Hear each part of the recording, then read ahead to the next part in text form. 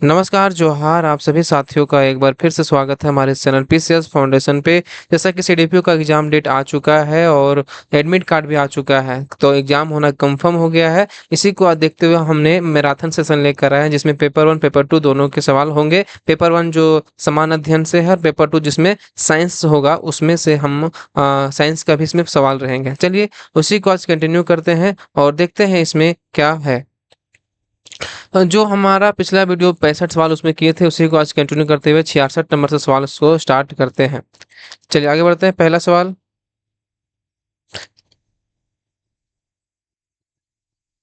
66 number सवाल है कि निम्नलिखित में से कौन खिलाफत आंदोलन के नेता थे? बताइए, निम्नलिखित में से पूछा है कौन खिलाफत आंदोलन के नेता थे, तो कौन हो जाएगा इनमें? इनमें जो है ना, मौलाना अबुल कलाम आजाद जो थे वो खिलाफत आंदोलन के नेता थे। इसके बारे में थोड़ा जानते हैं।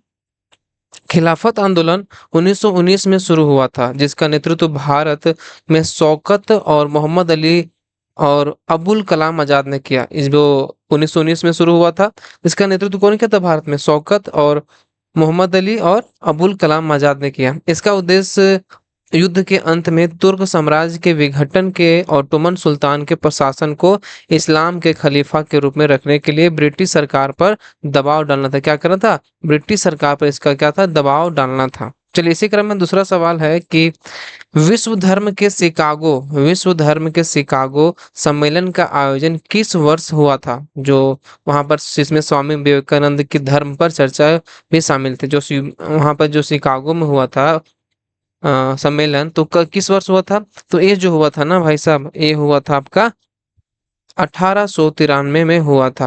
अगर किन्हीं को यह पीडीएफ चाहिए तो पीडीएफ प्राप्त करने के लिए टेलीग्राम चैनल ज्वाइन कर सकते हैं, या डिस्क्रिप्शन बॉक्स में लिंक दिया हुआ है, या टेलीग्राम पर सर्च कर सकते हैं पीसीएस फाउंडेशन। तो विश्व धर्म शिकागो सम्मेलन कब हुआ था? 1893 में। और स्वामी विवेकानंद ने इसके सम्मेलन किया था। स्वामी विवेकानंद ने 1893 में शिकागो में भाषण दिया था, जो उन्होंने कहा कि मुझे एक ऐसे धर्म से संबंधित होने पर गर्व है जिसने दुनिया को सहिष्णुता और सार्वभौमिक स्वीकृति दोनों सिखाया। इसमें क्या बोला कि मुझे एक ऐसे धर्म से संबंधित होने पर गर्व है जिसने दुनिया को सहिष्णुता और सार्वभौमिक स्वीकृति दोनों सिखाया।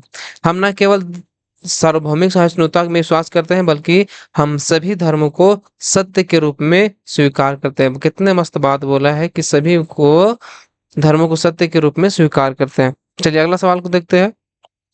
संविधान सभा के संदर्भ में निम्नलिखित में से कौन सा कथन सही है? बताइए, संविधान सभा के संदर्भ में जो है कौन सा कथन सही है?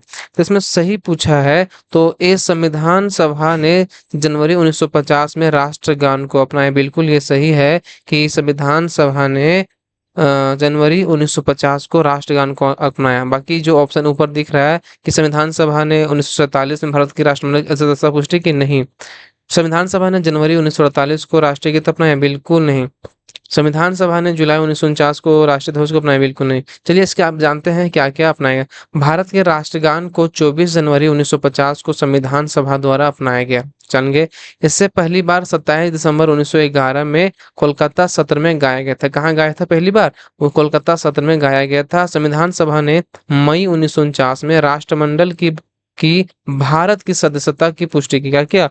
राष्ट्रमंडल की भारत की सदस्यता की पुष्टि की। 24 जनवरी 1950 को भारतीय संविधान सभा ने वंदे मातरम को एक राष्ट्रीय गीत के रूप में अपनाया। वंदे मातरम को क्या किया? राष्ट्रीय गीत के रूप में अपनाया। 22 जुलाई 1947 को संविधान सभा ने स्वतंत्र भारतीय राष्ट्रीय ध्वज को अपनाया। क्या किया? 22 जुलाई 1947 को संविधान सभा ने स्वतंत्र भारतीय राष्ट्रीय ध्वज को अपनाया। चलिए इसी की तरह आगे बढ़ते हैं। भारत के संविधान ने राज्य के नीति निर्देशक सिद्धांतों को संविधान से उधार लिया गया। बताइए, जो नीति निर्देशक सिद्धांत जो उधार लिया गया है वो कहाँ से लिया गया है? तो यह लिया गया आपका जो डीपीएसपी जो लिया गया, डीपीएसपी, ये कहाँ से लिया गया? तो आयरिश के संविधान से लिया गया है। डीपीएसपी यानी राज्य के नीति निर्देशक सिद्धांत। आयरिश संविधान से उधार ली गई विशेषताओं, राज्य के नीति निर्देशक सिद्धांत, राज्यसभा के लिए सदस्यों का नामांकन, राष्ट्रपति का चुनाव विधि, ये भी वहां से लिया गया है। चलिए आगे बात करते हैं। भारत के संविधान का कौन सा अनुच्छेद कानूनों के समान संरक्षण और कानूनों के समक्ष समानता प्रदान करता है? भारत का जो संविधान है तो कौन सा अनुच्छेद कानूनों के समान संरक्षण और कानून के समक्ष समानता प्रदान करता है? तो कौन हो जाएगा? समानता प्रदान करता है कौन? अनुच्छेद 14 जो हमारा है ना, वो कानून के समक्ष समानता प्रदान करता है। जानते हैं इसके बारे में कि एक अनुच्छेद 14 कानून के समक्ष समानता।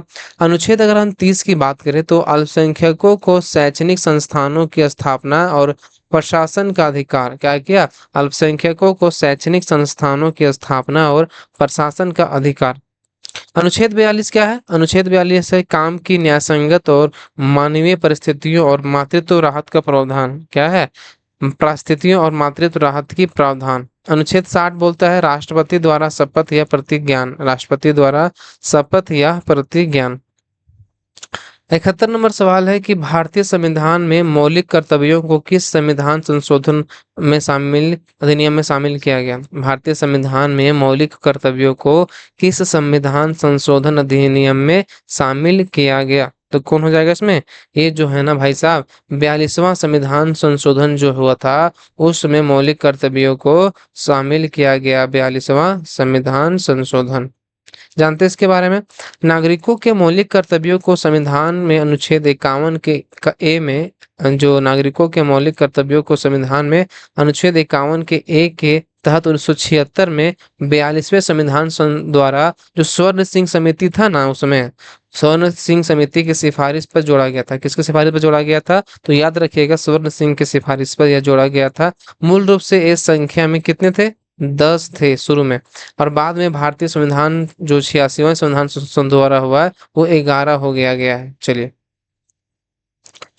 72 नंबर सवाल है कि निम्नलिखित में से कौन सा मानक साधन है? बताइए, निम्नलिखित में से कौन सा मानक साधन है जिसके द्वारा भारत में चुनाव कराए जाते हैं? निम्नलिखित में से कौन सा मानक साधन है जिसके द्वारा भारत में चुनाव कराए जाते हैं? तो कौन सा हो जाएगा?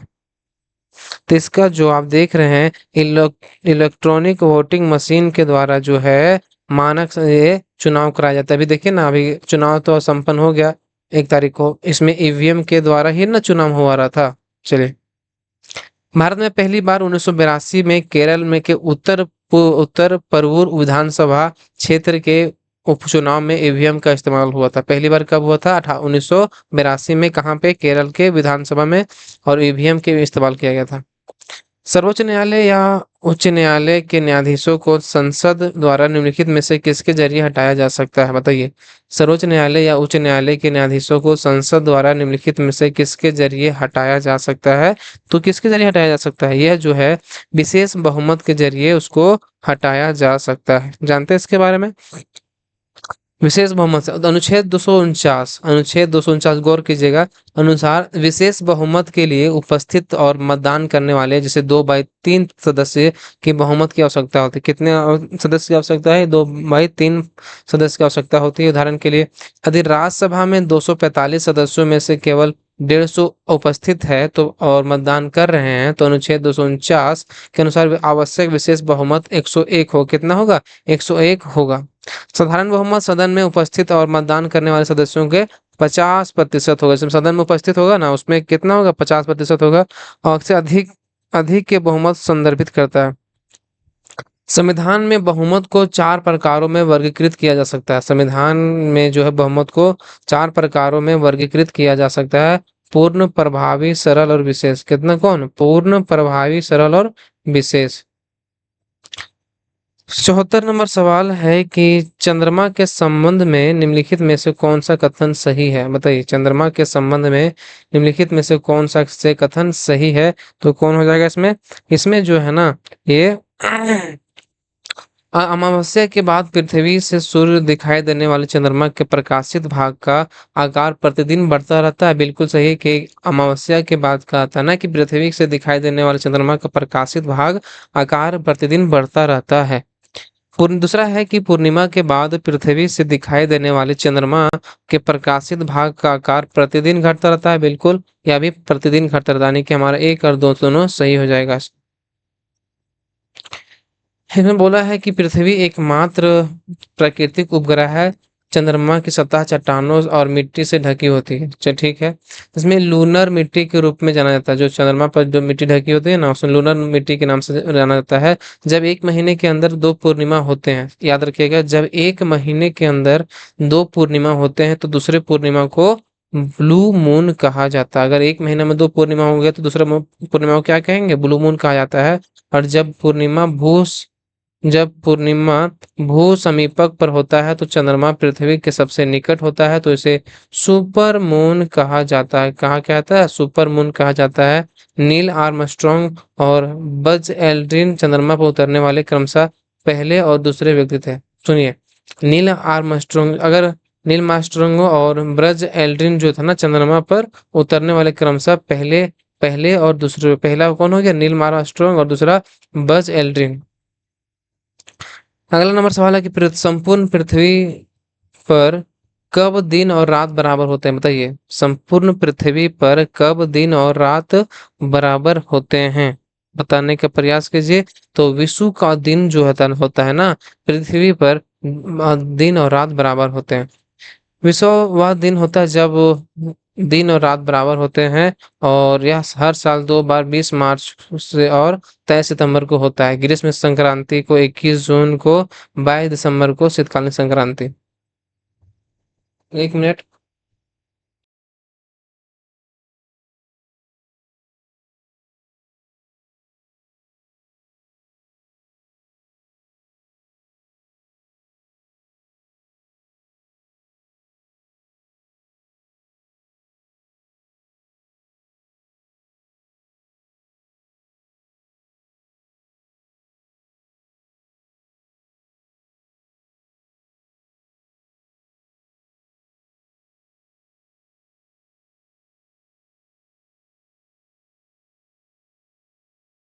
चलिए आगे बढ़ते हैं। प्लेट विवर्तनिकी सिद्धांत के अनुसार पृथ्वी के स्थल मंडल को बड़ी और कुछ छोटी प्लेटों में विभाजित किया जा गया है। जैसे कि प्लेट विवर्तनिकी के सिद्धांत के अनुसार क्या है ना, कि पृथ्वी के स्थल मंडल को बड़ी और कुछ छोटी प्लेटों में विभाजित किया गया है। कितना बड़ी छोटी प्लेटों में विभाजित किया गया है? तो ये जो है ना, 7 बड़ी और कुछ छोटी प्लेटों में विभाजित किया गया है। आगे बात करते हैं। एक टेक्टोनिक प्लेट लिथोस्फेरिक प्लेट ठोस चट्टान का एक विशाल अनियमित आकार का स्लैब है, जो आमतौर पर महाद्वीपीय और महासागरीय लिथोस्फीयर दोनों में से बना होता है। 1967 में मैकेंजी और पार्कर ने प्लेट टेक्टोनिक्स के सिद्धांत का सुझाव दिया है। ये जो 1967 में मैकेंजी और पार्कर ने प्लेट टेक्टोनिक्स के सिद्धांत का सुझाव दिया, और कुछ महत्वपूर्ण छोटी प्लेटें जैसे कि कोकोस, जैसे ये सब छोटा प्लेट है। कोकोस हो गया प्लेट, नजका प्लेट हो गया, अरेबियन प्लेट हो गया, फिलीपीन प्लेट हो गया, कैरोलिन प्लेट हो गया, फूजी प्लेट हो जाएगा, जुआन डे फूका प्लेट हो जाएगा। ये सब क्या है? उस तुलनात्मक रूप से छोटा प्लेट है। प्लेट टेक्टोनिक्स के जनक जो है अल्फ्रेड वेगनर ने 1912 में क्या किया था? 19 महाद्वीपीय विस्थापन का प्रस्ताव रखा था। कौन? Alfred Wegener. 77 नंबर सवाल है कि निम्नलिखित में से कौन सी नदी भ्रंश घाटी से होकर बहती है? बताइए, जो कौन सी नदी है जो भ्रंश घाटी से होकर बहती है? तो कौन हो जाएगा इसमें? इसमें जो आप सुने होंगे तापी नदी, वो भ्रंश घाटी से होकर बहती है। रिफ्ट घाटी का निर्माण दो घाटियों के अपसरण से होता है। जो रिफ्ट घाटी है ना, तो रिफ्ट घाटी का निर्माण दो घाटियों के अपसरण से होता है। अनेक प्रसिद्ध जो दरार घाटियां हैं, जैसे कि अफ्रीकी दरार घाटी, बाइकाल दरार क्षेत्र, पश्चिमी अंटार्कटिका दरार प्रणाली आदि। तापी नदी 724 किलोमीटर है। कितना? 724 किलोमीटर है। मध्य प्रदेश में मुल्ताई आरक्षित वर्ण से निकलती है। कहाँ से निकलती है? मध्य प्रदेश के मुल्ताई आरक्षित वन से निकलती है, और खंभात की खाड़ी में गिरती है। कहाँ गिरती है? खंभात की खाड़ी में गिरती है। यह नर्मदा और गोदावरी नदियों के बीच बहती है। कहाँ बहती है? नर्मदा और गोदावरी नदियों के बीच बहती है।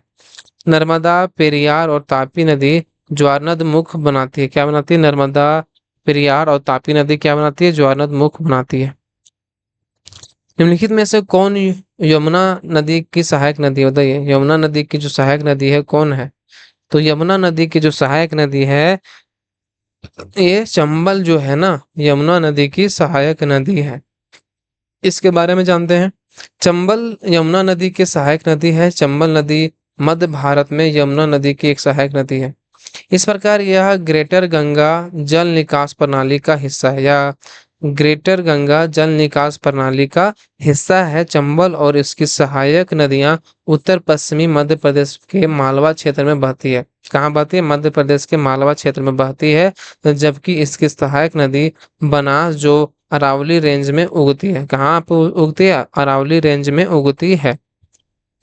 दक्षिण पूर्वी राजस्थान में बहती है। कहाँ बहती है? दक्षिण पूर्वी राजस्थान में यह बहती है।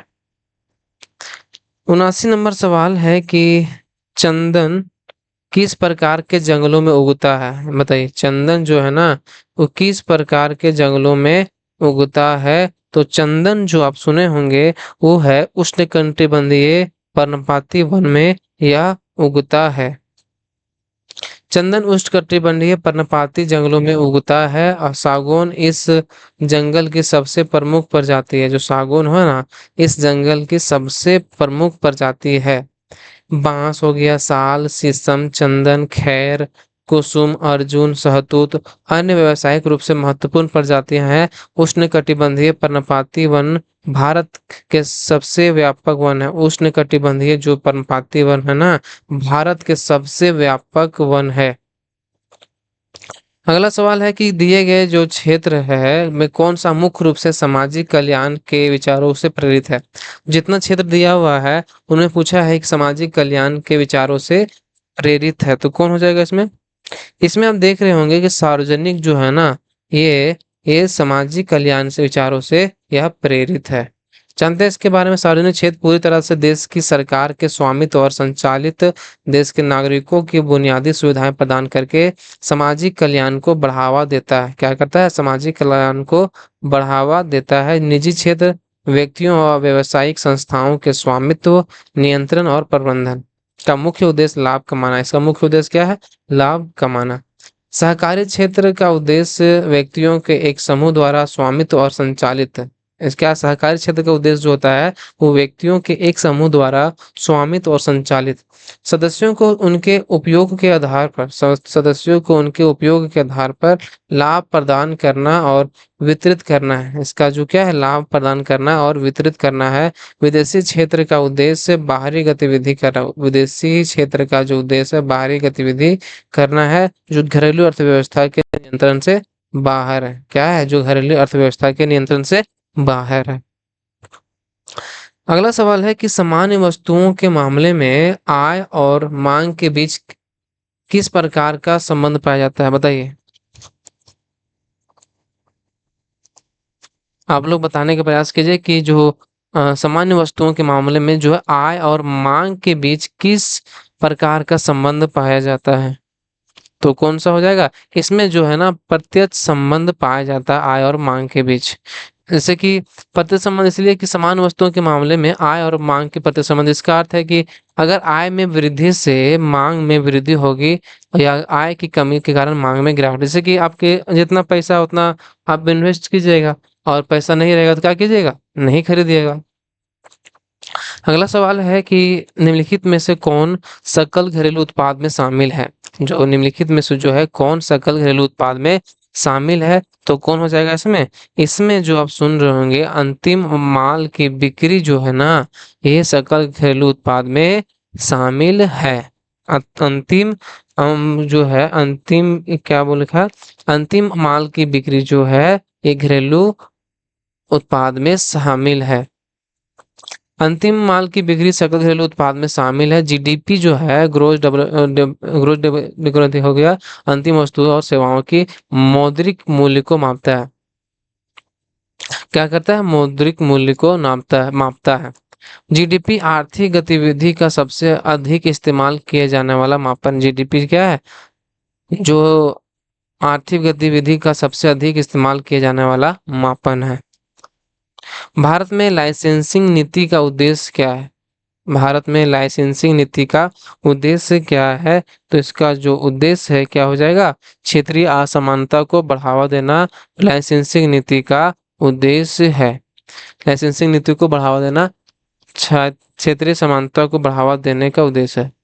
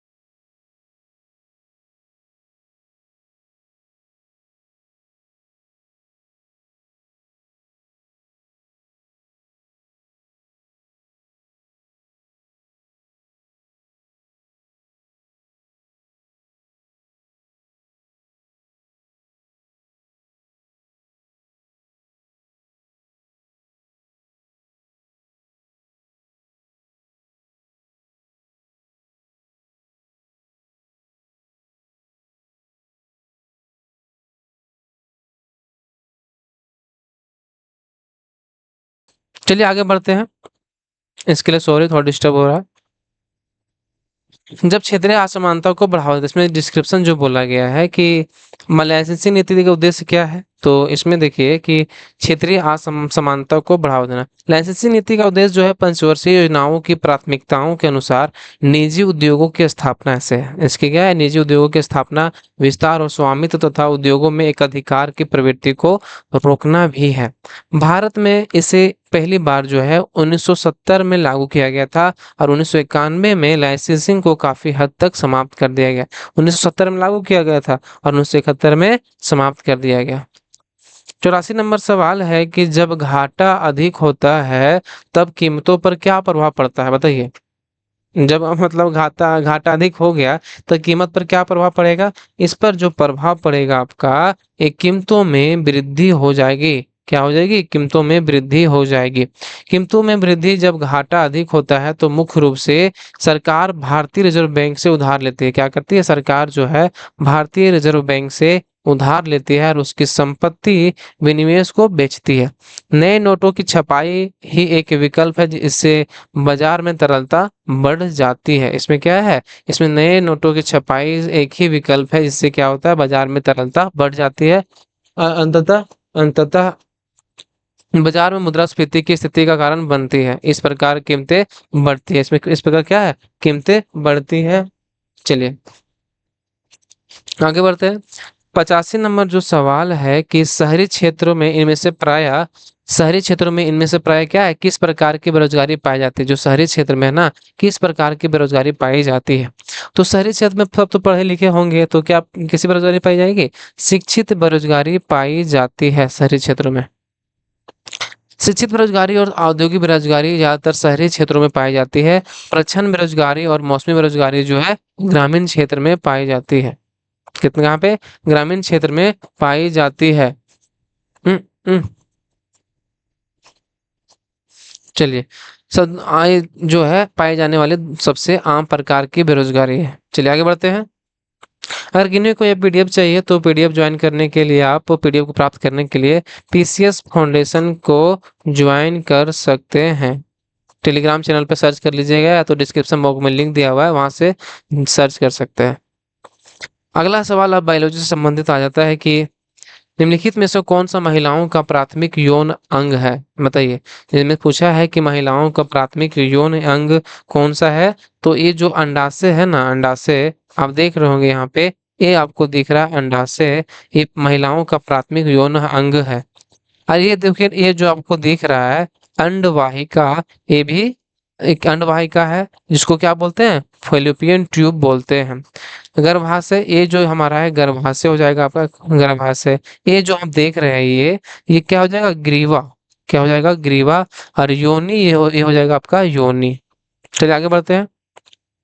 अंडाशय प्राथमिक महिला का प्रजनन अंग है जिसमें अंडे या अंडे उत्पन्न होते हैं जो एक जोड़ी के रूप में मनुष्यों और अन्य केशुरुकियों में मौजूद होते हैं। इसमें क्या है, जो एक जोड़ी के रूप में मनुष्यों और अन्य केशुरुकियों में मौजूद होते हैं। फेलोपियन ट्यूब, इसमें क्या है, फेलोपियन ट्यूब पढ़े। तो फेलोपियन ट्यूब जिसे गर्भाशय ट्यूब या डिम्ड वाहिनी या सल्पीकंस, सल्पिंक्स जो है एक वचन सल्पिंकंस के रूप में जाना जाता है। मानव मादा में युग्मित ट्यूब है, मानव मादा में कैसा है, युग्मित ट्यूब है, जो गर्भाशय से अंडाशय तक फैलती है, जो गर्भाशय से क्या है, अंडाशय तक फैलती है। गर्भाशय एक खोखला पेशी अंग है, गर्भाशय कैसा है, खोखला पेशी अंग है, जो मूत्राशय और मलाशय के बीच, जो मूत्राशय और मलाशय के बीच महिला श्रोणि में स्थित होता है, जो महिला श्रोणि में क्या होता है, स्थित होता है। स्तनधारियों में जो है योनि महिला जननांग पथ का लोचदार, जो योनि जो महिला का जननांग है वो पथ का लोचदार मंसाल भाग मनुष्यों में या वेस्टिट्यूबल से गर्भाशय ग्रीवा तक फैला होता है। कहाँ से है, मनुष्यों का जो है भाग वेस्टिट्यूबल से गर्भाशय ग्रीवा तक फैली हुई है। दूसरा सवाल है कि निम्न में से कौन सा एक फूल का नर हिस्सा है। फूल का जो नर हिस्सा कौन सा हो जाएगा, इसका जो सही आंसर है अस्टेमेन, जिसको हम लोग क्या बोलते हैं, पुंकेसर बोलते हैं, पुंकेसर, पुंकेसर बोलते हैं इसको। देखिए पुंकेसर कहाँ दिख रहा है आपको फिगर में, बताइए, फिगर में देखने का प्रयास, देखिए यहाँ पर पुंकेसर दिख रहा है ना, ये वाला जो बोलते हैं पुंकेसर, इसको पुंकेसर बोला जाता है, सो नर का हिस्सा है। पुंकेसर फूल का नर भाग होता है, स्त्री केसर जो है पौधे के मादा भाग होता है। यह आमतौर पर एक बॉलिंग पिन के आकार का होता है, कैसा होता है, यह बॉलिंग पिन के आकार का होता है और फूल के केंद्र में स्थित होता है। कहाँ पर स्थित होता है, फूल के केंद्र में स्थित होता है। इसमें एक कलंक शैली और अंडाशय होता है, इसमें एक कलंक शैली और अंडाशय होते हैं। 88 नंबर सवाल है कि केवल यूकेरियोटिक कोशिका में पाए जाने वाले, केवल यूकेरियोटिक कोशिका में पाए जाने वाले घटक की पहचान करें। इसमें क्या है, केवल यूकेरियोटिक कोशिका में पाए जाने वाले घटक की पहचान करें। तो कौन हो जाएगा, यूकेरियोटिक में क्या अक्सर पाया जाता है, ये जो है ना आप देख रहे हैं केंद्रक झिल्ली जो है ना यूकेरियोटिक में पाया जाता है, केंद्रक झिल्ली। चलिए देखिए यहाँ पर ये है स्मूथ, ये जितना फिगर में देख सब दिया हुआ है, ये है रफ एंडोप्लाज्मिक रेटिकुलम, स्मूथ हो गया, ये थोड़ा न्यूक्लियर मेम्ब्रेन हो गया, जिसको केंद्रक झिल्ली हो गया, न्यूक्लियस हो गया, न्यूक्लियस हो गया, सेंट्रो, बहुत सारा ribosome, Golgi body, plasma membrane, cytoplasm, mitochondria, ये लाइसोसोम, सेंट्रोसोम, ये सब पाया जाता है। केंद्रक झिल्ली वह घटक है जो केवल यूकेरियोटिक कोशिका में पाया जाता है। जो केंद्रक झिल्ली है ना, वो केवल केवल कहाँ पाया जाता है, यूकेरियोटिक कोशिका में पाया जाता है। और राइबोसोम प्रोकैरियोटिक और यूकेरियोटिक जानवरों और पौधों में, कोशिकाओं में, दोनों में पाए जाते हैं। राइबोसोम जो है दोनों में पाया जाता है। 89 नंबर सवाल है कि मानव शरीर में प्रवेश करने वाले कीटाणुओं के खिलाफ रक्त का कौन सा घटक लड़ता है, बताइए। मानव शरीर में प्रवेश करने वाले कीटाणुओं के खिलाफ रक्त का कौन सा घटक लड़ता है। तो बताइए इसमें, इसमें जो सही आंसर हो जाएगा ना, WBC, आप नाम सुने होंगे, WBC श्वेत रक्त कोशिकाएं जो है ये रक्त कीटाणुओं के खिलाफ लड़ता है। श्वेत रक्त कोशिकाएं जिसे ल्यूकोसाइट्स भी कहा जाता है, प्रतिरक्षा प्रणाली का एक महत्वपूर्ण हिस्सा है। किसका, प्रतिरक्षा प्रणाली का एक महत्वपूर्ण हिस्सा है, जो प्रतिरक्षा प्रणाली शरीर को संक्रमण से बचाने में मदद करती है। क्या मदद करती है, मदद करती है। विभिन्न प्रकार की श्वेत रक्त कोशिकाएं जैसे बैक्टीरिया और वायरस जैसे कीटाणुओं से यह लड़ती है। किससे लड़ती है, बैक्टीरिया और वायरस जैसे कीटाणुओं से लड़ती है। 90 नंबर जो सवाल है कि मूत्र में पीले रंग के लिए निम्नलिखित में से कौन सा रसायन जिम्मेदार है, बताइए।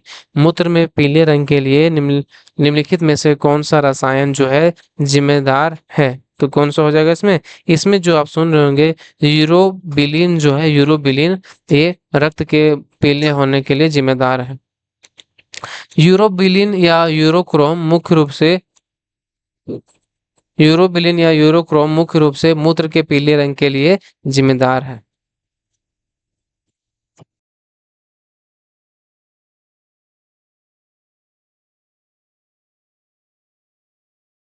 चलिए आगे बढ़ते हैं। मानव शरीर में पाचन तंत्र का सबसे लंबा हिस्सा कौन सा है। मानव शरीर में जो है पाचन तंत्र का सबसे लंबा हिस्सा कौन सा ऐसे से होता है, तो कौन हो जाएगा, ये जो आपका छोटी आंत है ना, मानव पाचन तंत्र का सबसे लंबा हिस्सा है। भोजन के अधिकांश पाचन जो है छोटी आंत में होता है, जो जीआई ट्रैक्ट का सबसे लंबा है, जो जीआई ट्रैक्ट का सबसे लंबा है, इसमें 7 मीटर 22 फीट हिस्सा है। एक प्रमुख पाचन अंग पेट है, इसका जो एक प्रमुख पाचन अंग जो है वो क्या है, पेट है। अनानास एक प्रकार का पौधा है, अनानास जो है एक प्रकार का क्या, किस तरह का पौधा है, अनानास जो है ना, ये जेरोफाइट का एक प्रकार का जेरोफाइट का पौधा है, जेरोफाइट पौधा है। इसके बारे में जानते हैं, जेरोफाइट जो है, जेरोफाइट पौधे की एक प्रजाति है जिसमें थोड़ा तरल पानी वाले वातावरण में जीवित रहने के लिए अनुकूलन होता है। जो जीरोफाइट है ना, वो तरल पानी वाले वातावरण में जीवित रहने के लिए अनुकूल होता है। जैसे कि रेगिस्तान या अल्पास, जैसे कि रेगिस्तान या अल्पास या आर्कटिक में बर्फ या बर्फ से ढका क्षेत्र क्या है, आर्कटिक या बर्फ से ढका क्षेत्र। उदाहरण उदाहरण के लिए जैसे कैक्टिस, अनानास, कुछ जिम्नोस्पर्म पौधे जो जेरोफाइट के अंतर्गत है। अब हम करें हाइड्रोफाइट के बारे में, हाइड्रोफाइट जो केवल पानी या पानी में बढ़ता है, इसमें क्या है, हाइड्रोफाइट ऐसा है कि जो केवल कहाँ, पानी में बढ़ता है। बाबा कहता है मेसोफाइट, मेसोफाइट क्या है, मेसोफाइट एक पौधा है जिसे केवल मध्यम मात्रा में पानी की आवश्यकता होती है। मेसोफाइट एक ऐसा पौधा है जो मध्यम मात्रा में पानी की आवश्यकता होती है। हाइग्रोफाइट, हाइग्रोफाइट की अगर हम बात करें, जमीन के ऊपर रहने वाला एक पौधा है जो आसपास की हवा के प्रचुर में नमी वाले पेड़ की स्थितियों के अनुकूल होता है। कैसे होता है, पेड़ की स्थितियों के अनुकूल होता है। इनमें से किस खनिज द्वारा थायरोक्सिन हार्मोन का संश्लेषण किया जाता है, बताइए। इनमें से किस जो है, किस हार्मोन के द्वारा थायरोक्सिन संश्लेषण किया जाता है, तो कौन सा हो जाएगा इसमें, इसमें जो है आयोडीन जो खनिज है वो थायरोक्सिन हार्मोन को संश्लेषण के लिए किया जाता है। आयोडीन थायरोक्सिन हार्मोन के संश्लेषण के लिए जिम्मेदार है। आयरन रक्त उत्पादन के लिए एक आवश्यक तत्व, आयरन जो है वो रक्त उत्पादन के लिए आवश्यक तत्व है, आवश्यक तत्व है। और शरीर के लगभग जो 70% आयरन हेमोग्लोबिन नामक लाल रक्त कोशिकाओं में होता है। जो क्या है कि शरीर का लगभग 70% आयरन जो है हेमोग्लोबिन नामक लाल रक्त कोशिकाओं से होता है। अगर हम कोबाल्ट विटामिन, अगर B12 का एक अभिन्न अंग है, कोबाल्ट जो है विटामिन B12 का एक अभिन्न अंग है, इसलिए कोशिकाओं के कार्य के लिए आवश्यक है, क्या है जो कि इसीलिए कोशिकाओं के कार्य के लिए आवश्यक है। कैल्शियम रक्त के थक्के जमने में महत्वपूर्ण भूमिका निभाता है। जो कैल्शियम है ना, वो रक्त के थक्के जमने में महत्वपूर्ण भूमिका निभाता है। मांसपेशियों को सिकुड़ने में मदद करता है, क्या करता है, मांसपेशियों को सिकुड़ने में मदद करता है। और सामान्य हृदय ताल और तंत्रिका कार्यों को नियंत्रित करता है। चलिए आगे सवाल देखते हैं। निम्न में से किस हेपेटाइटिस विषाणु के लिए कोई टीका नहीं है, जो निम्न में से किस हेपेटाइटिस विषाणु के लिए कोई टीका नहीं है, तो कौन सा जो है हेपेटाइटिस के लिए कोई टीका नहीं है, तो कौन हो जाएगा आपका, जो हेपेटाइटिस सी है ना भाई साहब, ये इसके लिए कोई टीका नहीं है। चलिए आगे बढ़ते हैं। हेपेटाइटिस सी, हेपेटाइटिस बी और हेपेटाइटिस सी जो है ये भी अल्पकालिक या तीव्र संक्रमण के रूप में हो सकते हैं, शुरू हो सकते हैं, लेकिन कुछ लोगों में वायरस शरीर में ही रहता है, वायरस शरीर में ही रहता है, जिसके परिणाम स्वरूप पुरानी बीमारी और लंबे समय तक जिगर की समस्याएं होती है। क्या होती है, और लंबे समय तक जिगर की समस्याएं होती है। हेपेटाइटिस ए और बी को रोकने के लिए टीके हैं, हालांकि हेपेटाइटिस सी के लिए कोई टीका नहीं है। मनुष्यों में हिचकी आमतौर पर निम्न में से शिफ्टिंग के कारण होती है। अगर मनुष्य में जो हिचकी आती है ना, तो क्या होता है कि कुछ कौन सा निम्न में से किस शिफ्टिंग के कारण होता है, तो ये जो है ना डायफ्राम, डायफ्राम जो होगा ये कहाँ, ये मान चलिए आपका पेट है, तो यहीं पर आपका डायफ्राम होता है और इसके कारण हिचकी होता है, डायफ्राम। हिचकी डायफ्राम का अनैच्छिक संकुचन है, अपने हिसाब से होता है, ना कि हमारे हिसाब से होता है। मांसपेशी जो छाती को पेट से अलग हो, जो मांसपेशी जो है ना छाती यहाँ से पेट से अलग करता है और वो सांस लेने में महत्वपूर्ण भूमिका निभाती है। अगला सवाल, निम्नलिखित में से किस दर्पण का उपयोग वाहनों में हेडलाइट के रूप में किया जाता है, बताइए। निम्नलिखित में से कौन सा दर्पण है जो वाहनों में हेडलाइट के रूप में प्रयोग में किया जाता है, तो कौन हो जाएगा आपका, ये जो है ना भाई साहब, ये आपका हो जाएगा अवतल दर्पण जो है वाहनों के हेडलाइट के रूप में प्रयोग किया जाता है। जानते हैं इसके बारे में थोड़ा? अवतल दर्पण का उपयोग वाहनों में हेडलाइट के रूप में किया जाता है, क्योंकि जब हेडलाइट के बल्ब का अवतल दर्पण से फोकस पर रखा जाता है तो वह प्रकाश की अनंत लंबी दूरी तक फैलने लगे। जैसे कि अगर फोकस पर रखा तो प्रकाश की अनंत दूरी तक फैल जाता है। चलिए आगे बढ़ते हैं। अगला सवाल है कि न्यूटन का कौन सा नियम बल की मात्रात्मक परिभाषा प्रदान करता है? न्यूटन का कौन सा नियम है जो बल की मात्रात्मक परिभाषा प्रदान करता है? तो कौन हो जाएगा आपका? ये जो हो जाएगा आपका न्यूटन का दूसरा नियम जो है ना, बल की मात्रात्मक परिभाषा प्रदान करता है। न्यूटन का दूसरा नियम, इसमें कहा गया है कि किसी पिंड पर कार्य करने वाला बल जैसे एफ पिंड के द्रव्यमान एम के बराबर होता है। जो किसी कार्य करने वाला बल पिंड के द्रव्यमान के बराबर होता है, जो उसके द्रव्यमान के केंद्र यानी एफ बराबर जो होता है एफ में त्वरण में गुना होता है। क्या होता है? एम द्रव्यमान हो गया और एफ बल हो गया, एम जो ए हो गया एक्सलेशन हो गया। निम्नलिखित में से कौन गुरुत्वीय स्थितिज ऊर्जा का उदाहरण है? निम्नलिखित में से कौन गुरुत्वीय स्थितिज ऊर्जा का है उदाहरण है? तो कौन हो जाएगा इसमें? ये जो इसका सही आंसर हो जाएगा, कौन हो जाएगा? ये हो जाएगा बांध के पीछे। कौन है? पानी की जो बांध के पीछे, पानी जो बांध के पीछे है। एक मिनट दोस्त, थोड़ा डिस्टर्ब हो।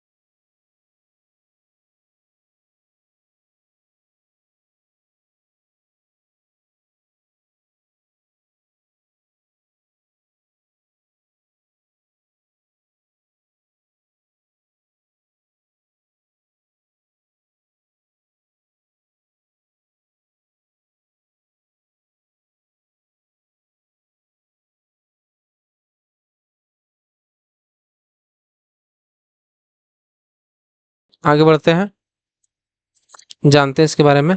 बांध के पीछे का पानी गुरुत्वीय स्थित ऊर्जा का एक उदाहरण है। स्थितिज ऊर्जा किसी वस्तु के पास स्थित है, स्थिति की संचित ऊर्जा है। क्या है? स्थिति की संचित ऊर्जा है। जो स्थिति मतलब स्थितिज ऊर्जा भी है। इसे थोड़ा सा डिस्टर्ब है भाई साहब, थोड़ा सा आप मैनेज कर लीजिएगा। 99 नंबर सवाल है कि टोकामक नामक उपकरण जो है, टोकामक नामक उपकरण निम्नलिखित में से किस प्रकार ईंधन से संबंधित है? बताइए। टोकामाक नामक उपकरण जो है निम्नलिखित में से किस प्रकार ईंधन से संबंधित है? तो ये जो है ना, ये परमाणु जो है इससे संबंधित है। टोकामक नाम का यह उपकरण परमाणु ईंधन से जुड़ा हुआ है।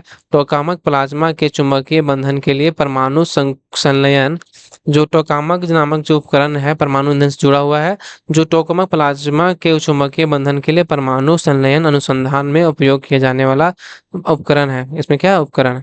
टोकामक में फ्यूजन रिएक्शन ड्यूटेरियम और ट्राइटियम होता है। जो टोकामक में क्या होता है? फ्यूजन रिएक्शन होता है ड्यूटेरियम और ट्राइटियम, हाइड्रोजन के दो आइसोटोप के साथ संचालित, हाइड्रोजन ट्राइटियम, हाइड्रोजन के दो आइसोटोप के साथ संचालित किया जाएगा। 100 नंबर सवाल है कि किस वैज्ञानिक ने सापेक्षता का सिद्धांत दिया था? बताइए। किस वैज्ञानिक ने सापेक्षता का सिद्धांत दिया था? तो कौन सा हो जाएगा इसमें? इसमें जो है ना भाई साहब, अल्बर्ट आइंस्टीन के द्वारा सापेक्षता के सिद्धांत को दिया गया था। सापेक्षता का सिद्धांत अल्बर्ट आइंस्टीन द्वारा प्रस्तावित किया गया था। इसमें दो परस्पर संबंधित सिद्धांत शामिल है। इसमें क्या है? दो परस्पर सिद्धांत शामिल है, विशेष सापेक्षता और सामान्य सापेक्षता। गुरुत्वाकर्षण की अनुपस्थिति में सभी भौतिक घटनाओं पर विशेष सापेक्षता लागू होती है। जिसमें क्या होता है, भौतिक घटनाओं पर विशेष सापेक्षता लागू होती है। सामान्य सापेक्षता गुरुत्वाकर्षण के नियम और प्रकृति की अन्य शक्तियों से इसके संबंध की व्याख्या करती है। इसे क्या करती है, संबंध की व्याख्या करती है।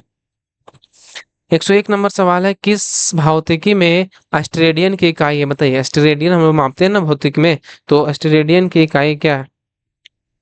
तो अस्टेरेडियन के आप पढ़े होंगे कि ठोस कोनों के माप को अस्टेरेडियन की इकाई माप कहा जाता है। इसके बारे में जानते हैं, ठोस कण को माप। एक अस्टेरेडियन को एक गोले के ठोस के के रूप में परिभाषित किया जाता है, जो सतह के उस सतह द्वारा एक गोले के केंद्र में अंतरित होता है। इसमें क्या है, एक गोले के केंद्र में अंतरित होता है, जिसका क्षेत्रफल गोले की त्रिज्या के वर्ग के बराबर होता है। क्या होता है, गोले की त्रिज्या के वर्ग के बराबर होता है। इसका प्रतीक चिन्ह एस यानी अस्टेरेडियन होता है। गोले की सतह द्वारा गोले के केंद्र पर बने ठोस कोण को कहा जाता है। इसे गोला है, यहाँ पर ठोस होता है भाई साहब, इसी को मापने के लिए अस्टेरेडियन। निम्न में से कौन सा उपकरण अवरक्त विकिरण को मापता है? निम्न में से कौन सा उपकरण है जो अवरक्त विकिरण को मापता है? बताइए, बताइए कौन सा विकिरण है जो अवरक्त किरण को मापता है? तो बोलोमीटर जो उपकरण है ना, ये अवरक्त विकिरण को मापता है। बोलोमीटर जो है, बोलोमीटर अवरक्त विकिरण को मापने वाला उपकरण है। अब हम का बात करें पाइरेलियोमीटर। पाइरेलियोमीटर क्या है? पाइरेलियोमीटर एक उपकरण जिसे विशेष रूप से प्रत्यक्ष बीम और सौर विकिरण को मापने के लिए डिजाइन किया गया। क्या किया गया? प्रत्यक्ष बीम है जो सौर विकिरण को मापने के लिए डिजाइन किया गया। कैथीटोमीटर, कैथीटोमीटर अगर हम बात करें, या छोटी ऊर्ध्वाधर दूरियों को सटीक माप के लिए उपयोग किए जाने वाला उपकरण है। क्या है? सटीक माप किए जाने वाला उपकरण है। अगला सवाल है कि हमारे ब्रह्मांड में कौन सा तत्व सर्वाधिक प्रचुरता में पाया जाता है? हमारे ब्रह्मांड में कौन सा तत्व है जो सर्वाधिक प्रचुरता में पाया जाता है? तो कौन सा हो जाएगा? ये जो हाइड्रोजन है ना, ये हमारे ब्रह्मांड में सर्वाधिक प्रचुर मात्रा में पाया जाता है। हाइड्रोजन सबसे सरल तत्व होने के कारण ब्रह्मांड में सबसे प्रचुर तत्व है। ऑक्सीजन ब्रह्मांड का तीसरा सबसे प्रचुर तत्व, ऑक्सीजन जो है ब्रह्मांड का तीसरा सबसे प्रचुर तत्व है। पृथ्वी पर ऑक्सीजन सबसे सामान्य तत्व, पृथ्वी पर जो है ना ऑक्सीजन सबसे सामान्य तत्व है, जो पृथ्वी के द्रव्यमान के लगभग 47% है। 104 नंबर जो सवाल है कि निम्नलिखित में से कौन सा कथन गलत पूछा है? तो निम्नलिखित में से कौन सा कथन जो है वो गलत है? तो आप ये धातुएं ऑक्सीजन के साथ प्रक्रिया करके क्षारीय ऑक्साइड बनाती है, बिल्कुल सही है। धातुएं आघात वर्तनीय होती है, बिल्कुल गलत है, ये आघात वर्तनीय नहीं होती है। यह धातु कोई ध्वनि उत्पन्न नहीं करते हैं। धातुओं की धातु कोई ध्वनि उत्पन्न नहीं करते, बिल्कुल सही, ये नहीं करते हैं। और धातुओं की आयनन एंथैल्पी जो है, एंथैल्पी कम होती है। धातुओं की आयनन एंथैल्पी कम होती है, बिल्कुल सही, यानी कि हमारा ऑप्शन नंबर बी जो है गलत है। आधातु के भौतिक गुण से बिजली और ऊष्मा के कुचालक, गैर आघातवर्धनीय और नाहित तन्य, भंगुर, ठोस, कमरे के तापमान पर ठोस, तरल या गैस हो सकते हैं। ये ध्वनिक और पारदर्शी नहीं होते। क्या होते हैं? ध्वनिक पारदर्शी नहीं होते। 105 नंबर सवाल बोल रहा है कि वाटर हीटर में प्रयुक्त होने वाली कुंडली को बनाने के लिए किस तत्व का प्रयोग किया जाता है? जैसे वाटर हीटर आप प्रयोग करते हैं ना, तो उसकी जो कुंडली बनती है उसको बनाने के लिए कौन सा प्रयोग किया जाता है? तो कौन हो जाएगा इसमें? इसमें जो हो जाएगा नाइक्रोम का जो है ना, वो प्रयोग किया जाता है। नाइक्रोम का इस कुंडली बनाने के लिए प्रयोग किया जाता है। अपेक्षाकृत उच्च प्रतिरोध और उच्च गलनांक के कारण नाइक्रोम का उपयोग आमतौर पर वाटर हीटर में प्रयोग की जाने वाली कुंडली बनाने के लिए किया जाता है। जैसे कि इसमें उच्च प्रतिरोध और उच्च गलनांक के कारण होता है, इसलिए इसको क्या किया जाता है? वाटर हीटर में प्रयोग किया जाता है। इसमें 80% निकेल, 20% जो है 20% क्रोमियम होता है। इसमें 80% निकेल और 20% क्या होता है? क्रोमियम होता है। समुद्री जल में प्रचुर मात्रा में पाए जाने वाले नमक का रासायनिक नाम क्या है? बताइए, जो समुद्र जल में जो प्रचुर मात्रा में नमक में पाए जाने वाले क्या है, नमक का जो रासायनिक नाम है वो क्या है? तो कोई क्या हो जाएगा? सोडियम क्लोराइड है इसका नमक में जो पाया जाता है। समुद्री जल में सोडियम क्लोराइड प्रचुर मात्रा में पाया जाता है। सोडियम क्लोराइड जो है प्रचुर मात्रा में पाया जाता है। अगला सवाल है कि निम्न में से कौन सा तत्व परमाणु क्रमांक 87 है, बताइए। जो कौन सा तत्व है ना परमाणु क्रमांक जो 87 जिसका परमाणु क्रमांक है, तो किसका हो जाएगा? ये जो हो जाएगा आपका कौन सा फ्रांसियम का जो परमाणु क्रमांक है वो कितना है? 87 है। कितना? 87। और बार जानते हैं परमाणु जैसे कि फ्रांसियम का 87, इसका उपयोग कैंसर के इलाज के निदान के लिए किया जाता है। याद रखिएगा भाई साहब, फ्रांसियम को बहुत ही इंपॉर्टेंट है कि फ्रांसियम का जो उपयोग है वो कैंसर के निदान के लिए किया जाता है, या परमाणु रिएक्टर में रेडियम की न्यूट्रॉन बमबारी द्वारा प्राप्त किया जाता है। रेडियम की जो न्यूट्रॉन बमबारी है प्राप्त किया जाता है। सीजियम 55 जो है लिथियम के 3 और रुबिडियम 37। 108 नंबर जो है कि निम्नलिखित में से कौन एक ऊष्मा का कुचालक नहीं है? निम्नलिखित में से पूछ रहा है कौन एक ऊष्मा का कुचालक नहीं है, तो कौन हो जाएगा ऊष्मा का कुचालक नहीं है? तो ये जो पारा है ना भाई साहब, पारा ऊष्मा का कुचालक नहीं है। पारा एक भारी चांदी जैसा सफेद तरल धातु है। जो पारा एक भारी चांदी जैसा सफेद तरल धातु है। अन्य धातुओं की तुलना में यह ऊष्मा का कुचालक है। इसमें क्या? अन्य धातुओं की तुलना में ऊष्मा का कुचालक है, लेकिन विद्युत का सुचालक। लेकिन क्या है? विद्युत का सुचालक है। ऊष्मा का कुचालक, विद्युत का सुचालक। यह विद्युत का सुचालक भी इसीलिए या विद्युत स्विच का एक उपयोगी घटक है। चलिए आगे बढ़ते हैं। निम्नलिखित में से कौन ओजोन परत को नष्ट करता है? बताइए, निम्नलिखित में से कौन है जो ओजोन परत को नष्ट करता है? तो कौन हो जाएगा इसमें? इसमें जो है क्लोरीन जो है ना, ये ओजोन परत को नष्ट करता है। जब समताप मंडल में क्लोरीन और ब्रोमीन परमाणु ओजोन के संपर्क में आते हैं तो वे ओजोन अणुओं को नष्ट करते हैं। जब क्या करते हैं? जब समताप मंडल में क्लोरीन और ब्रोमीन परमाणु ओजोन के संपर्क में आते हैं तो वे ओजोन अणुओं की नष्ट करता है। समताप मंडल से हटाए जाने से पहले एक क्लोरीन परमाणु के कितना इकाई दान सैकड़ा हजार दशमलव 1 लाख से अधिक ओजोन अणुओं को नष्ट कर देता है सकता है, और ओजोन प्राकृतिक रूप से बनने की तुलना में अधिक तेजी से नष्ट हो सकता है। सोचिए भाई साहब कितना खतरनाक है। 110 नंबर सवाल है कि मीथेन जो है रंगहीन, गंधहीन और विषैली लेकिन ज्वलनशील गैस होती है। जो मीथेन जो है ना रंगहीन, गंधहीन और गैर विषैली लेकिन ज्वलनशील गैस होती है, इसका सामान्य नाम क्या है?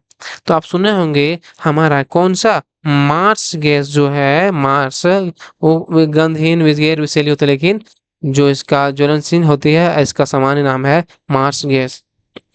मीथेन को मार्स गैस के रूप में जाना जाता है। मीथेन को क्या जाना जाता है? मार्स गैस के रूप में जाना जाता है, क्योंकि यह पानी के नीचे दलदल का उत्पाद है। प्राकृतिक गैस और कोयले का उत्पादन और दहन मीथेन का मुख्य स्रोत है। 1 मिनट दोस्त।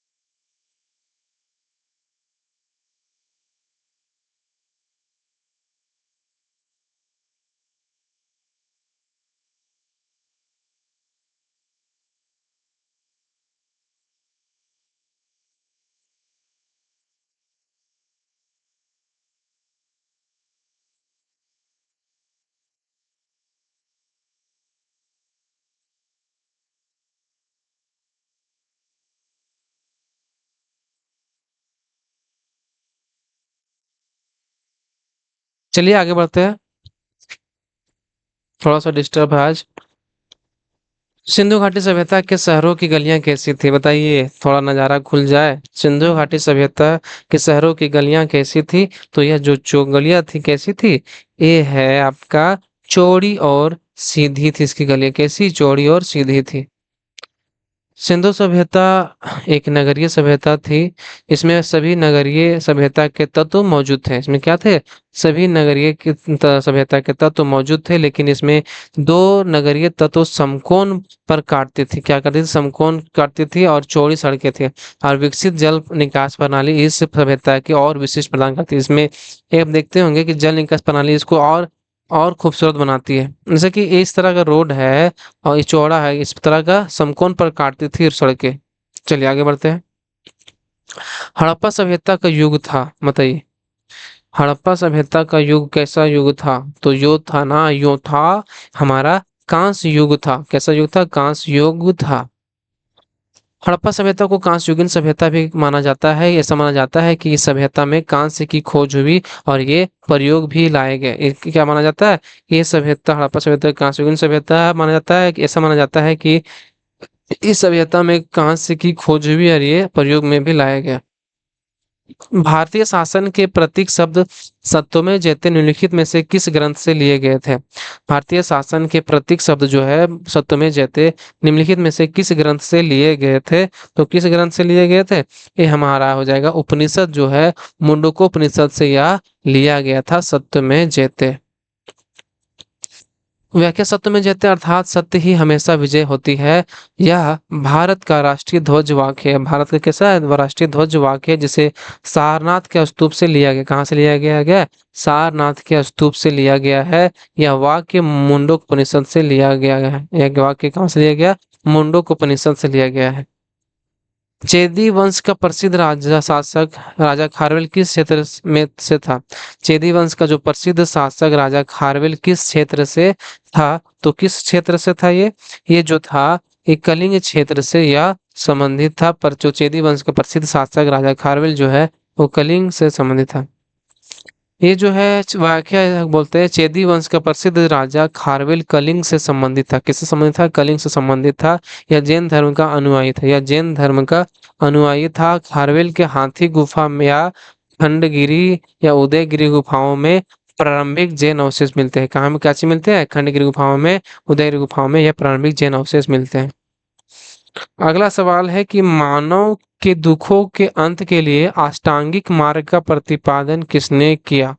मानव के दुखों के अंत के लिए अष्टांगिक मार्ग का प्रतिपादन जो है, वो किसने किया? यह किया था हमारा गौतम बुद्ध जो थे, इन्होंने अष्टांगिक मार्ग का प्रतिपादन किया।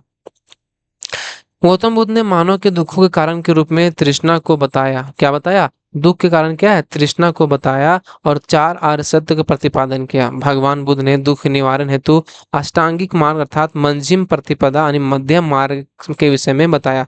मध्यम मार्ग बताया। अष्टांगिक मार्ग के तीन मुख्य भाग है। पहला है प्रज्ञा ज्ञान शील समाधि। प्रज्ञा ज्ञान शील समाधि। अगला सवाल है, तटीय उड़ीसा का प्राचीन नाम था, जो है तटीय उड़ीसा का जो प्राचीन नाम था, वो क्या नाम से जाना जाता? तटीय उड़ीसा जानते होंगे, तो ये कलिंग के नाम से जाना जाता था। कलिंग भारत का प्राचीन प्राचीन ऐतिहासिक क्षेत्र था, जिसे महानदी और गोदावरी नदियों के बीच पूर्वी तटीय क्षेत्र के रूप में परिभाषित किया जाता था। इसमें क्या है? कलिंग जो भारत का प्राचीन ऐतिहासिक क्षेत्र था, जिसे महानदी और गोदावरी नदियों के बीच पूर्वी तटीय क्षेत्र के रूप में परिभाषित किया गया जाता था। वर्तमान में उड़ीसा तट को उत्कल तट के नाम से जाता है। क्या जाना जाता है? उड़ीसा जो तट है, उसको उत्कल तट के नाम से जाना जाता है अभी वर्तमान में। हाइडेस्पिस की लड़ाई किन दो राजाओं के ने लड़ी? बताइए, हाइडेस्पिस की जो लड़ाई हुआ, ये कौन कौन दो राजाओं ने लड़ी? तो हाइडेस्पिस की अगर हम बात करें तो सिकंदर और पोरस के द्वारा यह लड़ा गया था। ये हाइडेस्पिस की लड़ाई। चलिए आगे बढ़ते हैं, इसे देखते हैं कहाँ लड़ा गया था। सिकंदर और पोरस के बीच हाइडेस्पिस की लड़ाई लड़े थे। यह वर्ष 326 ईसा पूर्व में लड़ाई, कब लड़ा गया था? 326 ईसा पूर्व में लड़ा गया था लड़ाई। भाई सुनिए, भारतीय उपमहाद्वीप के पंजाब क्षेत्र में झेलम नदी के तट पर हुआ था। क्या हुआ था? झेलम नदी के तट पर हुआ था। कन्नौ वंश का संस्थापक कौन था? बताइए, कन्नौ वंश का जो संस्थापक था वो कौन था? तो कन्नौ वंश का जो संस्थापक था, वासुदेव थे। एक कन्नौ वंश के संस्थापक थे। कौन थे कन्नौ वंश के संस्थापक? वासुदेव कन्नौ जो थे 73 से 63 ईसा पूर्व में कन्नौ वंश जो है 72 से 28 ईसा पूर्व की स्थापना की। कन्नौ वंश के शासक भूमि मित्र 64 से 50 ईसा पूर्व, नारायण 50 से 38 जो है। इसमें देखिए डेट से उतना मतलब नहीं है, क्योंकि कन्नौ वासुदेव संस्थापक थे। कन्नौ वंश आया, उसके पूर्व की स्थापना की। कण्व वंश के शासक जो कौन-कौन थे? कण्व वंश का शासन की हम शासक की बात करें तो भूमिपुत्र, नारायण, सुमशु शर्मन, राजधानी इसका कहाँ था? पाटलिपुत्र। देवभूति जो है इसकी ये इम्पोर्टेंट हो जाएगा आपके लिए कि देवभूति जो है शुंग वंश का अंतिम शासक था। कौन? देवभूति। अगला सवाल है कि निम्नलिखित में से कौन मोरक्को यात्री मोहम्मद बिन तुगलक के शासनकाल के दौरान आए थे? बताइए कौन जो है मोरक्को यात्री मोहम्मद बिन तुगलक के शासनकाल के दौरान भारत आए थे? तो कौन आए थे? तो ये जो है ना इब्न बतूता जो है मोरक्को का यात्री था। इन्होंने जो मोहम्मद बिन तुगलक के शासनकाल के दौरान भारत आए थे। इब्न बतूता मोरक्को यात्री 1333 में मोहम्मद बिन तुगलक के शासनकाल के दौरान भारत आया था। पुस्तक क्या नाम है? रेहला। अब्द अब्द अल रज्जाक। याद रखिएगा, अब्द अल रज्जाक जो है देवराय द्वितीय के शासनकाल के दौरान विजयनगर साम्राज्य के दौरा किया। अल मसूदी जो है अरबों के हेरोडोटस बोला जाता है। ये लगभग 10वीं शताब्दी ईसा पूर्व में भारत के दौरा किया। सुलेमान अल ताजिरी ने पाल साम्राज्य के दौरान 9वीं शताब्दी के आसपास भारत का यह दौरा किया था। अगला सवाल है कि किस युद्ध के बाद ईस्ट इंडिया कंपनी ने भारतीय राज्यों में अपने निवासी नियुक्त करना शुरू कर दिया था? किस युद्ध के बाद ईस्ट इंडिया कंपनी ने भारतीय राज्यों में अपने निवासी नियुक्त करना शुरू कर दिए थे? बताइए। इसका जो सही आंसर हो जाएगा बक्सर के युद्ध जो हुआ था, ये क्या होता? अपना निवासी युद्ध यहाँ पर नियुक्त करना शुरू कर दिए थे। बक्सर युद्ध 1764 के बाद कंपनी ने भारतीय राज्यों में अपने निवासियों को नियुक्त किया गया। हल्दी घाटी का युद्ध 18 जून से 1576 को मेवाड़ के राणा महाराणा प्रताप और मुगल सम्राट के अकबर की सेनाओं के बीच अंबर के महान सिंह प्रथम के नेतृत्व में लड़ी गई थी। अंबर जो है मुगल सम्राट अकबर की सेनाओं के बीच अंबर के मान सिंह प्रथम के नेतृत्व में लड़ी गई लड़ाई थी। अगला सवाल है कि निम्न में से कौन सा नेता हिंदुस्तान सोशलिस्ट रिपब्लिकन आर्मी का ये संस्थापक सदस्य नहीं था? बताइए, इसमें से एक आदमी जो था ना उसमें संस्थापक सदस्य नहीं था। तो आप जानते होंगे कि अजय घोष भी था, जतिन दास भी थे और भगत सिंह भी थे, लेकिन बदरुद्दीन तैयबजी यह नहीं थे। बदरुद्दीन तैयबजी 1928 में दिल्ली में फिरोज शाह कोटला मैदान में बैठक में हिंदुस्तान सोशलिस्ट रिपब्लिकन आर्मी की स्थापना की। इस नेताओं ने भगत सिंह, जतीन दास और अजय घोष थे जिसने HSRA का में विभिन्न हिस्सों में नाटकीय कार्रवाइयों की श्रृंखला में ब्रिटिश सत्ता के कुछ अन्य प्रतीकों को लक्षित किया गया था। निम्नलिखित में से किस वर्ष में भारतीय राष्ट्रीय कांग्रेस ने संविधान सभा की मांग की थी? बताइए। निम्नलिखित में से किस वर्ष में भारतीय राष्ट्रीय कांग्रेस ने संविधान सभा की मांग की थी? तो कब किस वर्ष मांग किया गया था? 1934 ईस्वी में जो है यह मांग की गई थी। 1934 में भारत में कम्युनिस्ट आंदोलन के अग्रणी एम.एन. रॉय द्वारा संविधान सभा के लिए एक विचार प्रस्तावित किया गया था और यह 1935 में भारतीय राष्ट्रीय कांग्रेस की आधिकारिक मांग थी। क्या थी? यह एक आधिकारिक मांग थी। भारतीय संविधान के किस भाग को भारत का मैग्ना कार्टा कहा है? बताइए। भारतीय संविधान के किस भाग को भारत का मैग्ना कार्टा कहा जाता है? तो किसको कहा जाता है? ये कहा जाता है भाग 3 को भारतीय संविधान का मैग्ना कार्टा कहा जाता है। भाग 3 जो मौलिक अधिकार अनुच्छेद 12 से 35 1215 में इंग्लैंड के राजा जॉन द्वारा जारी अधिकार चार्टर को मैग्ना कार्टा नागरिकों के मौलिक अधिकारों संबंधित पहला लिखित दस्तावेज। सुनिए, कब इसका हुआ था? भाग 3 को मौलिक अधिकार का, लेकिन इसका जो उद्भव हुआ था 1215 में इंग्लैंड के राजा जॉन द्वारा भारी अधिकार चार्टर मैग्ना कार्टा के नागरिकों के मौलिक अधिकारों से संबंधित पहला लिखित दस्तावेज था। 124 नंबर सवाल है कि भारतीय संविधान के किस अनुच्छेद के तहत राष्ट्रपति द्वारा एंग्लो इंडिया समुदाय के सदस्यों को लोकसभा में नामित किया जा सकता है? बताइए, बता सकते हैं इसका? तो ये जो है ना अनुच्छेद 331 के द्वारा यह ऐसा किया जा सकता है। अनुच्छेद 331 में क्या? लोकसभा में एंग्लो इंडियन समुदाय का प्रतिनिधित्व। इसमें कहा गया है कि राष्ट्रपति एंग्लो इंडियन समुदाय के 2 सदस्यों को लोकसभा में नियुक्त कर सकता है। क्या कर सकता है? लोकसभा में नियुक्त कर सकता है। 125 नंबर सवाल देख रहे होंगे स्क्रीन पे कि सार्वजनिक संपत्ति की रक्षा करना और हिंसा को त्यागना भारतीय संविधान के एक है। क्या है? भारतीय संविधान के एक क्या है? यह एक हमारा जो है ना भाई साहब, ये हमारा एक एक कर्तव्य है। क्या करते हैं? मौलिक कर्तव्य है हमारा इसको रक्षा करना। चलिए स्वाभाविक कीजिएगा। सार्वजनिक संपत्ति की रक्षा करना और हिंसा को त्यागना एक मौलिक कर्तव्य है। स्वर्ण सिंह समिति जो 1976 में की सिफारिश पर 1976 के 42वें संविधान संशोधन अधिनियम द्वारा 10 मौलिक कर्तव्यों को जोड़ा गया था। भारतीय संविधान के अनुसार प्रधानमंत्री की नियुक्ति द्वारा की जाए, किसके द्वारा नियुक्ति की जाए बताइए? बहुत आसान प्रश्न है ये। जो है भारतीय संविधान में के अनुसार बोले तो प्रधानमंत्री नियुक्ति जो है भारत के राष्ट्रपति के द्वारा किया जाएगा।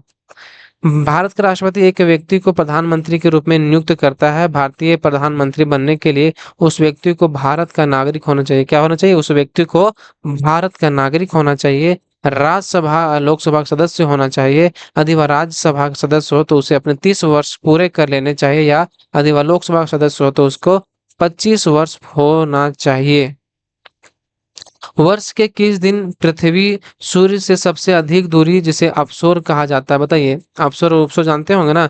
किस दिन जो है पृथ्वी सबसे अधिक दूरी, जिसको अपसोर कहा जाता है? इसमें आप दो चीज पढ़े होंगे, एक अपसोर पढ़े होंगे और एक उपसोर। तो उप मतलब क्या होता है? छोटा। कैसे? जैसे उप मुखिया, उप प्रधानमंत्री, उपराष्ट्रपति, ये क्या होता है? छोटा। अफसर मतलब बड़ा। तो इसको जो पूछा है सबसे अधिक दूरी पर अगर पूछेगा तो सबसे अधिक दूरी पर कब होता है? ये होता है आपका 4 जुलाई को होता है। 4 जुलाई, 4 जुलाई को होता है। ऑप्शन हमारा डी हो जाएगा। 4 जुलाई को पृथ्वी सबसे दूरी पर होती है कि ऐसी स्थिति में जिसे अपहेलियन अवसोर कहा जाता है। पृथ्वी हर साल 3 जनवरी को, तो याद रखिएगा, आसपास सूर्य के सबसे करीब आते से पेरिहेलियन यानी अवसोर कहा जाता है। भारत के कितने भूकंप क्षेत्र जो है भूकंपीय क्षेत्र में विभाजित है? भारत कितने भूकंप क्षेत्रों यानी भूकंपीय क्षेत्रों में विभाजित है? तो कितने हो जाएगा इसमें? 4 जो है ना, 4, इसमें 4 भूकंपीय क्षेत्र में विभाजित है। भारतीय मानक ब्यूरो ने ऐतिहासिक भूकंपीय गतिविधि के आधार पर भारत में क्षेत्रों को 4 भूकंपीय क्षेत्रों में वर्गीकृत किया गया। कितने क्षेत्रों में? 4 क्षेत्रों में वर्गीकृत किया गया है। ये जोन 2, 3, 4 और 5 किन कौन? 2, 3, 4 और 5। जोन 5 जो है ना सबसे भूकंपीय रूप से सक्रिय क्षेत्र है। 5 याद रखिएगा सबसे भूकंपीय क्षेत्र है। जोन 2 सबसे कम, जोन 2 है सबसे कम सक्रिय है। जो भूकंप को मापने के लिए किए जाने वाले तीव्रता के पैमाने की सीमा 1 से 12, एक स्केल होता है जिसपे 1 से लेकर 12 तक संख्या लिखी होती है। निम्नलिखित में से कौन सी नदी कश्मीर के दक्षिण पूर्वी भाग में वेरीनाग में एक झरने से में निकलती है? जो निम्नलिखित में से कौन सी नदी है जो कश्मीर के दक्षिण पूर्वी भाग में वेरीनाग के झरने से निकलती है? चलिए आगे बढ़ते हैं। ये आप जान रहे होंगे झेलम जो है ना, झेलम नदी, ये क्या होता है? ये वेरीनाग से निकलती है। आगे बढ़ इसको देखते हैं। झेलम नदी कश्मीर के दक्षिण पूर्वी भाग में वेरीनाग में एक झरने से निकलती है। ब्यास नदी का उद्गम मध्य हिमाचल प्रदेश में पश्चिमी पंजाब हिमालय में रोहतांग दर्रे के पास होता है। कहाँ होता है? रोहतांग दर्रे के पास होता है। चिनाब नदी जो है हिमाचल प्रदेश की लाहौल घाटी से निकलती है। कहाँ से निकलती है चिनाब नदी? तो लाहौल घाटी से निकलती है, जो बर्फ से ढके पहाड़ों से निकलती है। सतलुज नदी का उद्गम जो है दक्षिणी पश्चिमी तिब्बत में लंगा झील में हिमालय के उत्तरी ढलान पर होता है। कहाँ पे? सतलुज नदी का जो उद्गम है दक्षिणी पश्चिमी तिब्बत में लंगा झील में हिमालय के उत्तरी ढलान पर होता है।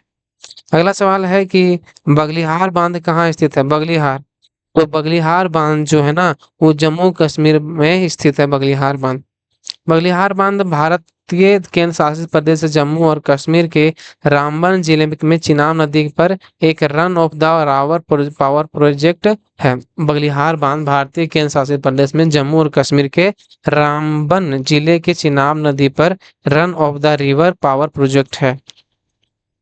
अगला सवाल है भारत में कॉफी उत्पादन के लिए सबसे उपयुक्त मिट्टी कौन सी है? बताइए भारत में कॉफी उत्पादन के लिए सबसे जो उपयुक्त मिट्टी है वो कौन सी है? तो ये जो जानते होंगे ये लेटेराइट मिट्टी जो है ये कॉफी उत्पादन के लिए सबसे उपयोग है।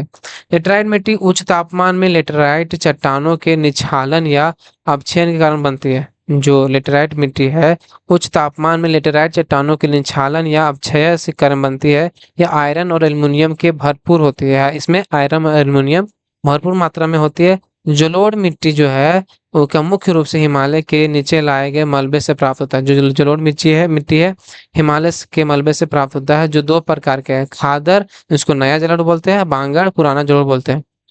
लाल मिट्टी का रंग जो है क्रिस्टलीय और रूपांतरित चट्टानों के लोहे की उपस्थिति के कारण होता है। क्या है? लाल जो मिट्टी होता है वो क्या होता है? लोहे की उपस्थिति के कारण होता है।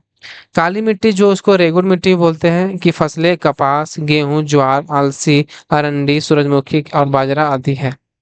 अगला बात करें, निम्नलिखित में से किसे विश्व के सबसे आर्द्र स्थान के रूप में जाना जाता है, बताइए।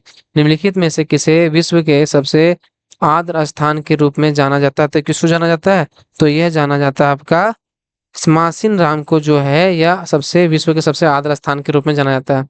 भारत के मासिन राम सबसे अधिक वर्षा वर्षा होती है वहां।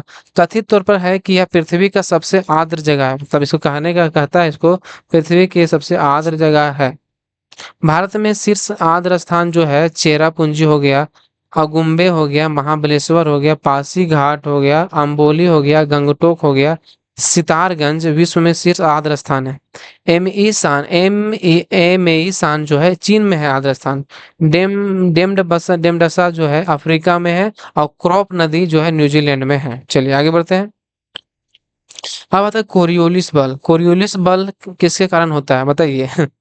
कोरियोलिस बल जो है वो पृथ्वी के घूर्णन के कारण उत्पन्न होने वाला बल है कोरियोलिस बल। से ये हवा, जैसे कि हम आगे बात करते हैं इनसे, कोरियोलिस बल पृथ्वी के घूमने के कारण होने वाला अस्पष्ट बल है। इस बल से जैसे कि यह उत्तरी गोलार्ध में पवनों की जो दिशा है वो दाईं और तथा ये दाईं ओर मोड़ देती है, ऐसे करके, और क्या करते हैं अब दक्षिण ध्रुव में ये बाईं ओर मोड़ लेती है। क्या करती है, ये बाईं ओर मोड़ लेती है। चलिए आगे बढ़ते हैं। गिनी गुणांक का प्रयोग किस लिए किया जाता है, जैसे गिनी गुणांक का हम लोग प्रयोग करते हैं, इकोनॉमिक्स से संबंधित ये प्रश्न है। गिनी गुणांक याद रखिएगा। गिनी गुणांक का प्रयोग किस लिए किया जाता है, तो जो है आय की असमानता को मापने के लिए गिनी गुणांक का प्रयोग किया जाता है। आय की असमानता को मापने के लिए गिनी गुणांक का उपयोग किया जाता है, जो 0 का मान समानता का प्रतिनिधित्व करता है और 100 का मान जो है असमानता का प्रतिनिधित्व करता है। निम्नलिखित में से कौन भारत की मौद्रिक नीति बनाता है, बताइए। निम्नलिखित में से कौन है जो भारत की मौद्रिक नीति बनाता है, तो जान जाइए कि भारत में मौद्रिक नीति जानते होंगे कौन बनाता है। बैंकों का बैंक हमारा भारतीय रिजर्व बैंक के द्वारा मौद्रिक नीति बनाया जाता है। चलिए आगे बढ़ते हैं। कौन, भारतीय रिजर्व बैंक। सबसे पहले भारतीय रिजर्व बैंक भारत में मौद्रिक नीति तैयार करने के लिए जिम्मेदार है। चलिए, यदि किसी अर्थव्यवस्था में मुद्रास्फीति लगातार बढ़ रही है तो केंद्रीय बैंक क्या हो सकता है, क्या कर सकता है, अगर मुद्रास्फीति लगातार बढ़ रही है तो क्या कर सकता है, रेपो दर में वृद्धि कर देने से या घट जाएगा। अगर यदि किसी अर्थव्यवस्था में मुद्रास्फीति लगातार बढ़ रही हो तो केंद्रीय बैंक रेपो दर में वृद्धि हो सकता है। अगर किसी अर्थव्यवस्था में मुद्रास्फीति लगातार बढ़ रही है तो केंद्रीय बैंक रेपो रेट को बढ़ा सकता है। बढ़ी हुई रेपो दर बैंकों के लिए आरबीआई से उधार लेने के लिए निरुत्साह के रूप में कार्य करता है। अर्थव्यवस्था में कम मुद्रा आपूर्ति मुद्रास्फीति को नियंत्रित करने में मदद करती है। ठीक है, और क्या करता है, रेपो दर में या वृद्धि कर देगा ताकि लोन ज्यादा कोई नहीं लेगा। जीव विज्ञान की वह शाखा जिसमें कोशिका का अध्ययन किया जाता है, बताइए। जीव विज्ञान की वह शाखा जिसमें कोशिका का अध्ययन किया जाता है, तो किसमें किया जाता है, ये साइटोलॉजी जो है वह शाखा है जिसमें कोशिका का अध्ययन किया जाता है। कोशिका विज्ञान जो है कोशिका जीवन की मौलिक इकाई है। यह विज्ञान की वह शाखा है जिसमें कोशिका का अध्ययन किया जाता है। जीव विज्ञान जो है मौलिक इकाई है, विज्ञान की वह शाखा है जिसमें कोशिका का अध्ययन किया जाता है, उसे कोशिका विज्ञान या साइटोलॉजी कहते हैं। रॉबर्ट हुक जो है कोशिका विज्ञान के जनक कहलाते हैं। रॉबर्ट हुक जो है कोशिका विज्ञान के जनक कहलाते हैं। 138 नंबर सवाल है कि जीवों के वर्गीकरण की 5 अवस्था अवधारणा द्वारा दी गई। जैसे जीवों के वर्गीकरण किया गया था ना, तो 5 अवस्था है वो अवधारणा द्वारा किसके द्वारा दी गई थी, तो जो कौन हो गया, रॉबर्ट व्हिटकर के द्वारा ये अवधारणा दिया गया था।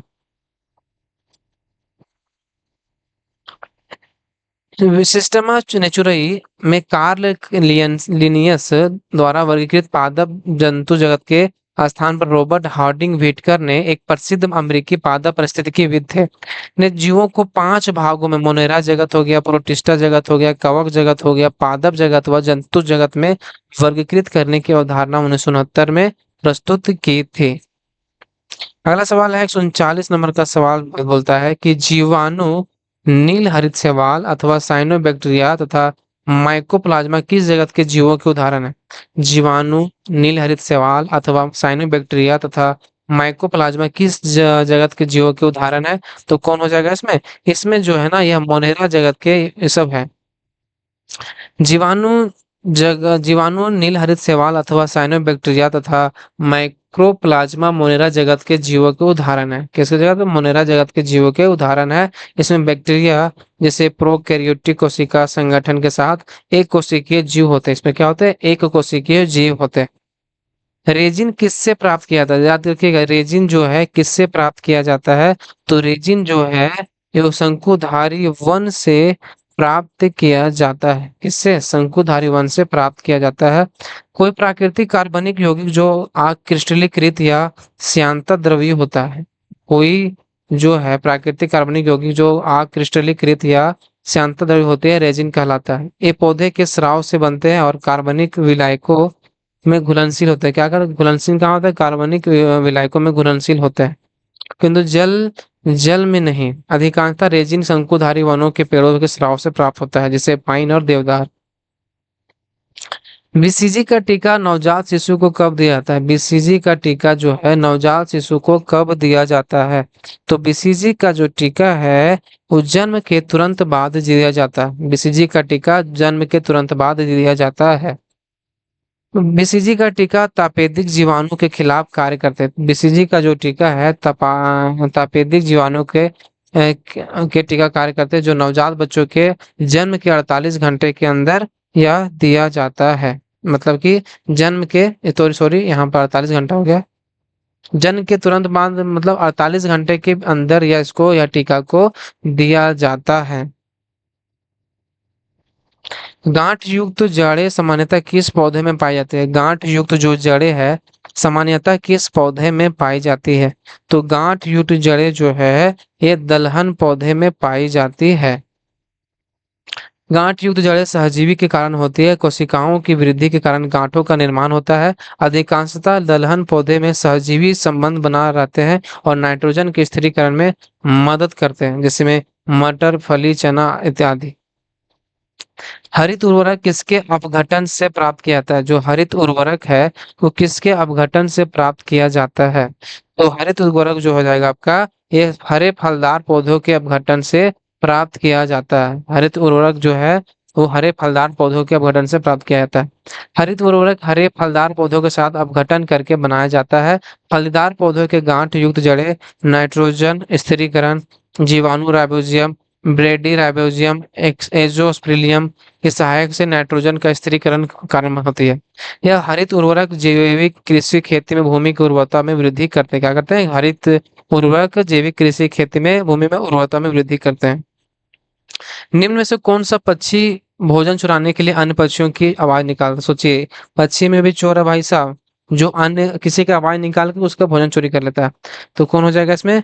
पक्षियों को जो है वो डोंगो एक पक्षी है जो दूसरा आवाज निकाल के पक्षी भोजन चोरी कर लेता है। डोंगो अथवा मुजंगा डिक्रीरिडी कुल के उपकुल डिक्रीमी से संबंधित पक्षी है, जो काले गहरे भूसर रंग के होते हैं। इनका आहार छोटे मोटे कीड़े होते हैं। इसका जो आहार होता है ना वो छोटे मोटे कीड़े होते हैं, जिनको उड़ते हुए अथवा भूमि पर चलते हुए पकड़ लेता है। डोंगो कभी कभी भोजन में प्रतिस्पर्धा करने वाले अन्य पक्षियों पर आक्रामक हो जाता है और कभी कभी अन्य पक्षियों की आवाज निकालकर उनका भोजन चुरा लेता है। 145 नंबर सवाल है कि इनमें से कौन विटामिन ई का अच्छा स्रोत है? इनमें से कौन है जो विटामिन ई का अच्छा स्रोत है? तो कौन हो जाएगा? तेज कर। कौन हो जाएगा? विटामिन ई का अच्छा स्रोत है।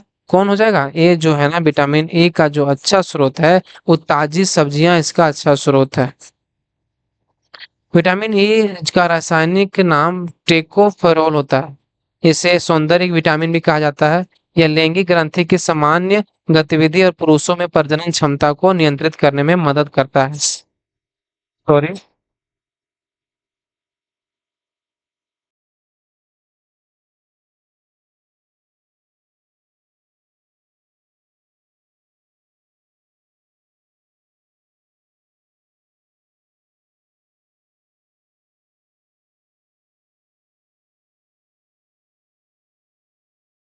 चलिए आगे बढ़ते हैं। विटामिन ई की कमी से महिलाओं में गर्भपात व नवजात शिशु में हीमोलाइटिक एनीमिया हो जाते हैं। विटामिन ई के अच्छे स्रोत सब्जियां, फल, सूखे मेवे, बीज होते हैं। एंजाइम लाइपेज शरीर के किस अंग द्वारा निर्मित होता है? एंजाइम जो लाइपेज जो शरीर के किस अंग से निर्मित होता है? तो हो जाता है किस अंग से? ये अग्नाशय से जो है लाइपेज शरीर के अंग निर्मित होता है। लाइपेज अग्नाशय द्वारा निर्मित प्रोटीन का एक प्रकार है जो वसा के पाचन में सहायता करता है। सामान्य वयस्क मनुष्य में लाल रक्त कोशिकाओं की गिनती की संख्या कितना है? सामान्य वयस्क मनुष्य में लाल रक्त कोशिकाओं की गिनती की संख्या जो है वो कितना है? तो हो जाएगा 5.5 मिलियन लाख इसकी संख्या है। वयस्क मनुष्य में लाल रक्त कोशिकाओं की संख्या 5 लीटर रक्त में यानी 5.5 लाख तथा महिलाओं में इनकी संख्या 4 से 5 लाख होती है। लाल रक्त कोशिकाओं में हीमोग्लोबिन वहन करती है। इससे आगे की तरफ 4 अणु ऑक्सीजन तथा 4 अणु हीमो के समूह होते हैं। ये मानव के लाल रक्त कोशिकाओं के लगभग 270 लाख हीमोग्लोबिन के अणु युक्त होती है। अगला सवाल है, निम्नलिखित में से आनुवांशिक बीमारी कौन सी है? इनमें से जो है आनुवांशिक बीमारी कौन होता है? डाउन सिंड्रोम जो है ना, डाउन सिंड्रोम ये आनुवांशिक बीमारी है। आनुवांशिक बीमारी गुणसूत्र का विफथनन के कारण होता है। जैसे एक गुणसूत्र कमी या बेसी हो जाता है ना तो आनुवांशिक बीमारी हो जाता है। गुणसूत्र संख्या 21 के त्रिगुणन के कारण ट्राइसोमा जिसको बोलते हैं डाउन सिंड्रोम हो जाता है। और गुणसूत्र 21 के चेहरे की बनावट के जिम्मेदार होता है। जो गुणसूत्र 21 ना है ना वो चेहरों की बनावट के लिए जाना जाता है इसको। यदि एक वस्तु सतह पर खिसकती है, यदि एक वस्तु सतह पर खिसकती है,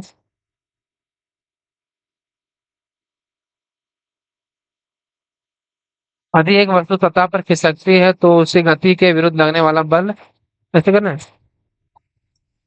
खिसकती है तो विरुद्ध लगने वाला बल क्या कहलाता है? बताइए। एक वस्तु किसी वस्तु सतह पर खिसकती है तो उनकी गति के लगने वाला विरुद्ध बल क्या कहलाता है? तो यह कहलाता है आपका घर्षण बल कहलाता है। चलिए आगे बढ़ते हैं।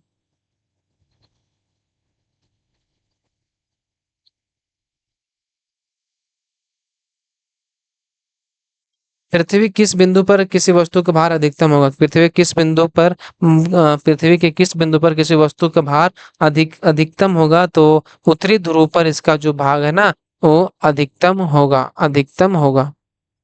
जिस प्रकार पृथ्वी के ध्रुवों पर चपटी, यहाँ पर चपटी होता है ना, भूमध्य रेखा पर उभरी हुई है, गुरुत्व कारण उत्पन्न त्वरण पृथ्वी की दूरी के विपरीत समानुपाती होता है। साथ ही उत्तरी ध्रुव दक्षिणी ध्रुव की अपेक्षा ज्यादा चपटा होता है जिससे पृथ्वी की त्रिज्या कम होती है, इसलिए उत्तरी ध्रुव पर वस्तु का भार अधिकतम होता है। घड़ी की स्प्रिंग में संरक्षित ऊर्जा है, घड़ी की जो स्प्रिंग है उसमें कौन सी ऊर्जा संरक्षित है? तो संरक्षित ऊर्जा इसमें है, स्थितिज ऊर्जा इसमें संरक्षित ऊर्जा है। स्थितिज ऊर्जा एक संरक्षित ऊर्जा है जो वस्तु की स्थिति और उसकी विशिष्टता पर निर्भर करती है। अतः घड़ी के स्प्रिंग में संरक्षित ऊर्जा स्थितिज ऊर्जा होती है। तेल की बूंदें जल पर फैल जाती है, तेल की बूंदें जो है जल पर फैल जाती है, तेल की जो बूंदें है वो जल पर फैल जाती है। क्यों? ये जो है क्योंकि तेल का पृष्ठीय तनाव जल से कम है। तेल का पृष्ठीय तनाव क्या है? जल से कम है। क्योंकि तेल का पृष्ठीय तनाव जल से कम है इसलिए यह जल की अपेक्षा के बहुत बृहद क्षेत्र में फैल जाती है। किसी समुद्र का रंग नीला प्रतीत होता है क्योंकि उस पर पड़ने वाली सूर्य की किरणें क्या होती है? उस पर पड़ने वाली जो सूर्य की किरणें हैं वो प्रकिरणित हो जाती है, इसीलिए हमें नीला दिखाई पड़ता है। जब सूर्य की किरणें समुद्र पर पड़ती है तो लंबे तरंग दैर्ध्य वाले रंग जैसे लाल, नारंगी तथा पीले रंग अवशोषित हो जाते हैं। जैसे लाल अवशोषित कर लेता है, नारंगी अवशोषित कर लेता है, पीले रंग अवशोषित कर लेता है तथा कम तरंग दैर्ध्य वाले रंग परिकिरणित हो जाता है। मतलब जिसका कम तरंग दैर्ध्य होता है वो परिकिरणित कर जाता है, इसीलिए समुद्र का रंग नीले रंग से कम प्रतीत होता है। निम्नलिखित में से तो कौन सी तरंग निर्वात से नहीं गुजर सकती? बताइए, निम्नलिखित में से कौन सी तरंग है जो निर्वात से नहीं गुजर सकती? तो ध्वनि जो है ना वो निर्वात से नहीं गुजर सकती। ध्वनि तरंग जो अनुदैर्घ्य तरंग होती है, इस प्रकार की तरंगों के संचरण के लिए माध्यम की आवश्यकता होती है। जैसे कि इसको क्या है? माध्यम की आवश्यकता होती है, इसलिए इस प्रकार की तरंगों के संचरण निर्वात में नहीं हो सकते। निम्नांकित में से किस एक के लिए डायोड सामान्यतः उपयोग किया जाता है? डायोड जो है किस लिए उपयोग किया जाता है? तो ये है क्या कि दीर्घकारी जो है इसके लिए डायोड सामान्यतः उपयोग किया जाता है। दिष्ट कार्य जानते हैं इसके बारे में? डायोड की प्रवृत्ति होती है कि यह विद्युत धारा को एक ही दिशा में प्रवाहित होने देता है। ये जो डायोड क्या क्या प्रवृत्ति है? एक ही धारा में प्रवाहित होने देता है विद्युत को, किंतु दूसरी दिशा में आने वाली विद्युत धारा पास नहीं आने देता और अर्थात अवरुद्ध कर देता है, इसीलिए इसका प्रयोग दिष्ट कारक के रूप में किया जाता है। जे थॉमसन ने एक मॉडल प्रस्तावित किया जिसे आमतौर पर मॉडल कहते हैं। जे थॉमसन ने एक मॉडल जो प्रस्तावित किया था उसको क्या बोलते हैं? उसको बोलते हैं प्लम और पुडिंग मॉडल बोला जाता है उसको। जे थॉमसन ने प्रस्तावित किया कि परमाणु गोलाकार आकृति में होता है जिसमें धनावेश और समान रूप में वितरित होता है, इलेक्ट्रॉन इसी में सन्निहित रहते हैं। इस मॉडल को प्लम और पुडिंग मॉडल का या रेजिन मॉडल या तरबूज मॉडल का इस तरह होता है। इसमें इस तरह बोला प्लस माइनस प्लस इसी तरह होता है मॉडल। टिंडल प्रभाव निम्न के कारण होता है। टिंडल जो प्रभाव होता है किसके कारण होता है? टिंडल का प्रभाव जो होता है प्रकाश के प्रकीर्णन के कारण टिंडल प्रभाव होता है। टिंडल प्रभाव किसी कोइलाइडी विलयन में उपस्थित कण से उनसे होकर गुजरने वाले प्रकाश किरणों को प्रकीर्णित कर देते हैं तो प्रकाश का मार्ग दिखाई देने लगता है। यह प्रभाव टिंडल प्रभाव कहलाता है। इसमें क्या होता है? इसमें टिंडल प्रभाव में एक कोइलाइडी विलयन में उपस्थित कण जैसे कि उनसे होकर गुजरने वाले प्रकाश जैसे किरणों को प्रकीर्णित कर देता है तो प्रकाश का मार्ग दिखाई देने लगता है। यह प्रभाव ही टिंडल प्रभाव कहलाता है। इसकी सर्वप्रथम व्याख्या जो है भौतिक शास्त्री जॉन टिंडल ने की थी, इसके लिए टिंडल नाम पड़ा। परमाणु की उच्च ऊर्जा अवस्था में इलेक्ट्रॉन कहलाते हैं। परमाणु की उच्च ऊर्जा अवस्था में इलेक्ट्रॉन कहलाते हैं क्या कहलाते हैं? यह कहलाते हैं क्या कहलाते हैं? यह कहलाते हैं कक्षक प्रोटॉन कहलाते हैं। परमाणु की उच्च ऊर्जा अवस्था में उपस्थित इलेक्ट्रॉन अथवा परमाणु की बाह्य कक्षा में उपस्थित इलेक्ट्रॉन संयोजन इलेक्ट्रॉन कहलाते हैं। केवल यही इलेक्ट्रॉन रासायनिक बंध में भाग लेते हैं। इसमें क्या? यही इलेक्ट्रॉन जो है रासायनिक बंध में भाग लेते हैं। अगला सवाल है कि निम्न में से कौन सा गुणधर्म ऑक्सीकरण अभिक्रिया से संबंधित नहीं है? इनमें से पूछा है कौन सा गुणधर्म ऑक्सीकरण अभिक्रिया से संबंधित नहीं है? तो इसमें हाइड्रोजन परमाणु जुड़ता है, इससे यह संबंधित नहीं है। बाकी ये तीनों जो है इसमें ऑक्सीजन परमाणु जुड़ता है, इलेक्ट्रॉन का दमन दान होता है, विद्युत का ऋणात्मक तत्व होता है, लेकिन हाइड्रोजन परमाणु जुड़ता है, ये गलत है। किसी अभिक्रिया में हाइड्रोजन परमाणु का जोड़ना एक अपचयन पर अभिक्रिया कहलाती है, वही हाइड्रोजन का निष्कासन ऑक्सीकरण अभिक्रिया कहलाती है। वह क्षार जिसका प्रयोग अम्लनाशक के रूप में किया जाता है क्या कहलाता है? वह क्षार जो अम्लनाशक के रूप में प्रयोग किया जाता है वह क्या कहलाता है? वह कहलाता आपका मैग्नीशियम हाइड्रोक्साइड कहलाता है। क्या? Magnesium hydroxide. मैग्नीशियम हाइड्रोक्साइड अम्लनाशक एंटी एसिड के रूप में प्रयोग किया जाता है। इस अम्ल को क्षारीय प्रकृति उदर अम्लता को उदासीन या दूर कर देती है अथवा अपच पेट की जलन से उपचारात्मक राहत प्रदान करती है, जिसे मिल्क ऑफ मैग्नीशिया कहा था। सुनिए ये बहुत ही क्या करता है? यह अम्ल जो है क्षारीय प्रकृति उदर का जो है पेट का अम्लता उदासीन दूर कर देती है अथवा अपच पेट के चलन से उपचारात्मक राहत प्रदान करती है, इसे मिल्क ऑफ मैग्नीशिया भी कहते हैं। अगला सवाल है बल्ब में निम्न से कौन सा गैस प्रयोग होता है? बल्ब में कौन सा गैस प्रयोग होता है? तो बताइए आप लोग। और आज का लास्ट सवाल, वीडियो अच्छा लगेगा तो भाई साहब शेयर जरूर कीजिए, बहुत मेहनत लगता है बनाने में। बल्ब में कौन सा गैस प्रयोग होता है? तो कौन सा प्रयोग होता है? ये जो है आर्गन गैस बल्ब में प्रयोग होता है। बल्ब में आर्गन गैस का प्रयोग किया जाता है क्योंकि यह एक अक्रिय गैस होती है या उच्च ताप पर भी अभिक्रिया नहीं करती है। क्या? उच्च ताप पर भी अभिक्रिया नहीं करती है। चलिए आज की क्लास यहीं पर समाप्त करते हैं और अगर मिलते हैं अगले वीडियो में, तब तक के लिए धन्यवाद। अगर वीडियो किन्हीं को या पीडीएफ चाहिए तो हमारा टेलीग्राम ग्रुप ज्वाइन कर लीजिएगा, वहां पर पीडीएफ प्राप्त हो जाएगा आपको। चलिए अगले क्लास में मिलते हैं। बहुत बहुत धन्यवाद जुड़ने के लिए, बहुत बहुत धन्यवाद।